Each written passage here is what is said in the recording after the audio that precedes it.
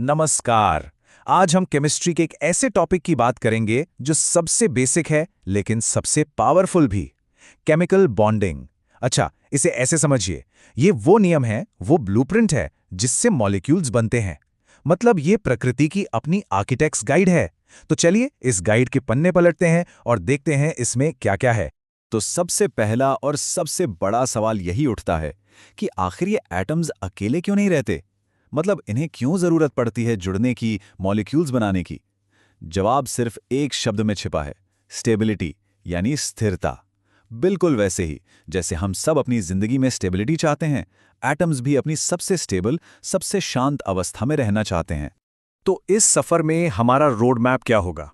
हम देखेंगे कि ये बॉन्ड क्यों और कैसे बनते हैं, आयोनिक और कोवेलेंट बॉन्ड में क्या फर्क है, मॉलिक्यूल्स को उनकी 3D शेप कैसे मिलती है, बॉन्डिंग की मॉडर्न थ्योरीज क्या कहती हैं, और हाँ, आखिर में एग्जाम्स के लिए कुछ खास टिप्स भी हैं।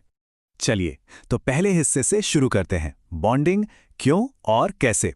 जैसा कि हमने अभी बात की, सारा खेल स्टेबिलिटी का है। एटम्स ना नोबल गैसों की तरह बनना चाहते हैं। उनका जो इलेक्ट्रॉनिक कॉन्फ़िगरेशन होता है वो एकदम स्टेबल होता है, और बस हर एटम उसी को पाने की होड़ में लगा रहता है। और इस स्टेबिलिटी को पाने का जो गोल्डन रूल है वो है ऑक्टेट रूल, यानी अष्टक नियम। ये नियम बस इतना कहता है कि एटम अपने सबसे बाहरी शेल में 8 इलेक्ट्रॉन पूरे करना चाहता है, और इसके लिए वो कुछ भी करेगा, या तो इलेक्ट्रॉन दे देगा, या ले लेगा, या फिर शेयर कर लेगा। बस यही है मॉलिक्यूलर स्टेबिलिटी का सबसे बड़ा सीक्रेट।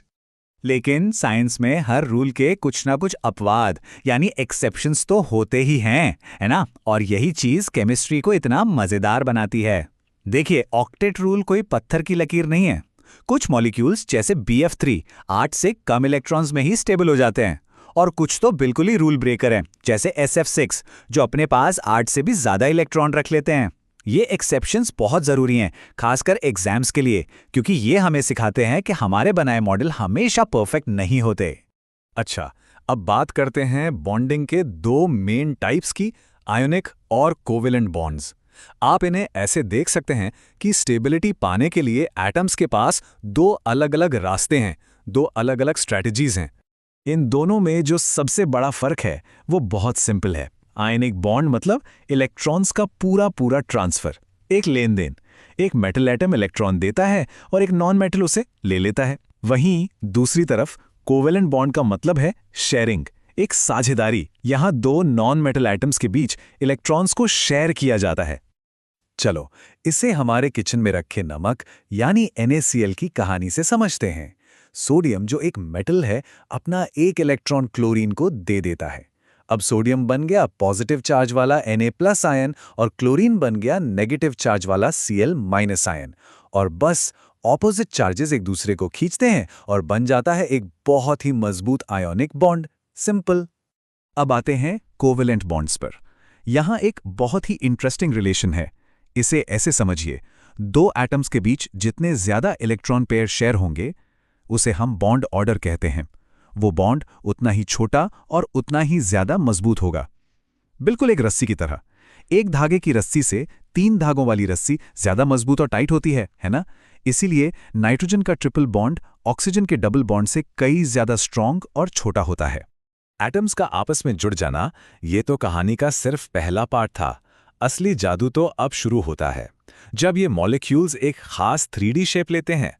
तो सवाल ये है कि ये शेप, ये ज्योमेट्री आखिर तय कौन करता है? इसका जवाब छिपा है VSEPR थ्योरी में। इसका पूरा नाम थोड़ा लंबा है, पर आइडिया बहुत सिंपल है। ये थ्योरी कहती है कि सेंट्रल एटम के चारों ओर जो इलेक्ट्रॉन पेयर्स होते हैं वो एक दूसरे को पसंद नहीं करते, वो एक दूसरे से दूर भागते हैं।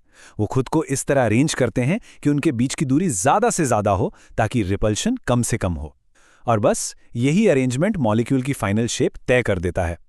और इस रिपल्शन का भी एक अपना ऑर्डर है, एक हायरार्की है।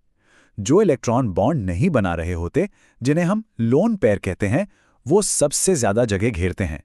वो थोड़े ज्यादा फैल कर रहते हैं, और वो बॉन्ड बनाने वाले इलेक्ट्रॉन्स यानी बॉन्ड पेयर्स को ज्यादा जोर से धक्का देते हैं।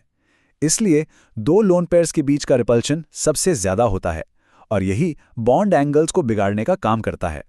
इस चार्ट से ये बात बिल्कुल साफ हो जाती है। मीथेन यानी CH4 को देखिए। कोई लोन पेयर नहीं, तो सब कुछ परफेक्ट है।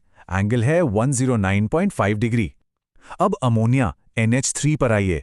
यहाँ एक लोन पेयर आ गया और देखिए उसने बॉन्ड एंगल को दबाकर 107 डिग्री कर दिया। और पानी H2O में तो दो लोन पेयर्स हैं, उन्होंने तो बॉन्ड एंगल को और भी कम करके 104.5 डिग्री पर ला दिया। देख रहे हैं लोन पेयर्स की ताकत। अब तक हमने जो भी देखा, जैसे लुईस स्ट्रक्चर्स या VSEPR थ्योरी, ये बेसिक मॉडल्स हैं, लेकिन ये हर सवाल का जवाब नहीं दे सकते। कुछ चीज़ों को समझने के लिए हमें और एडवांस्ड थियरीज की ज़रूरत पड़ती है। इसका एक क्लासिक एग्जाम्पल है वैलेंस बॉन्ड थियरी या VBT की एक बहुत बड़ी नाकामी। VBT के हिसाब से ऑक्सीजन मॉलिक्यूल में सारे इलेक्ट्रॉन्स पेयर्ड होने चाहिए, लेकिन असल में ऑक्सीजन पैरामैग्नेटिक है, मतलब वो चुंबक से अट्रैक्ट होता है, जो तभी हो सकता है जब उसके पास अनपेयर्ड इलेक्ट्रॉन्स हों। VBT इस पहेली को सुलझा ही नहीं पाई, तो हमें एक नई बेहतर थियरी चाहिए थी।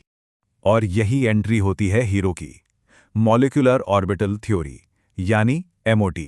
ये थ्योरी एक बिल्कुल नया नजरिया देती है। ये कहती है कि जब दो एटम्स जुड़ते हैं तो उनके एटॉमिक ऑर्बिटल्स खत्म हो जाते हैं और वो मिलकर बिल्कुल नए मॉलिक्यूलर ऑर्बिटल्स बनाते हैं। इनमें से कुछ ऑर्बिटल्स बॉन्डिंग होते हैं जो मॉलिक्यूल को स्टेबल बनाते हैं, और कुछ एंटी बॉन्डिंग जो उसे अनस्टेबल बनाते हैं, और फिर इलेक्ट्रॉन्स इन नए ऑर्बिटल्स में भरते हैं। और ये रहा वो आहा मोमेंट। देखिए MOT ने ऑक्सीजन की गुत्थी कैसे सुलझाई। जब MOT के हिसाब से ऑक्सीजन के मॉलिक्यूलर ऑर्बिटल्स में इलेक्ट्रॉन्स भरे जाते हैं तो पता चलता है कि इसके पास दो अनपेयर्ड इलेक्ट्रॉन्स हैं, और यही वजह है कि ये पैरामैग्नेटिक है, जबकि नाइट्रोजन N2 में सारे इलेक्ट्रॉन्स पेयर्ड हैं, इसीलिए वो डायमैग्नेटिक है। Problem solved.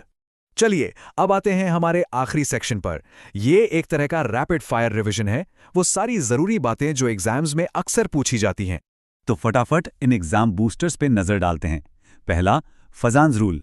ये बताता है कि आयोनिक बॉन्ड में कितना कोवैलेंट कैरेक्टर है। याद रखिए, छोटा कैटायन और बड़ा एनायन मतलब ज्यादा कोवैलेंट। दूसरा, हाइब्रिडाइजेशन निकालने का शॉर्टकट, सिग्मा बॉन्ड्स और लोन पेयर्स को बस जोड़ दीजिए। तीसरा, हाइड्रोजन बॉन्डिंग। ये स्पेशल बॉन्ड तभी बनता है जब हाइड्रोजन FON यानी फोन से जुड़ा हो। चौथा, रेजोनेंस। ये मॉलिक्यूल को एक्स्ट्रा स्टेबिलिटी देता है। और आखिर में फॉर्मल चार्ज।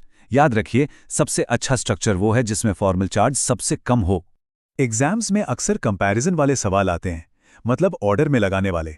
तो ये कुछ बहुत जरूरी ऑर्डर्स हैं, इन्हें ध्यान से देखिए। बॉन्ड लेंथ का ऑर्डर बॉन्ड ऑर्डर का ठीक उल्टा होता है। कोवेलेंट कैरेक्टर के लिए फजान्स रूल काम आता है। कैटायन पर चार्ज जितना ज्यादा, कोवेलेंट कैरेक्टर भी उतना ही ज्यादा। और बॉइलिंग पॉइंट की बात करें तो पानी का H2S से कहीं ज्यादा होता है। क्यों? क्योंकि पानी में होती है स्ट्रॉन्ग हाइड्रोजन बॉन्डिंग।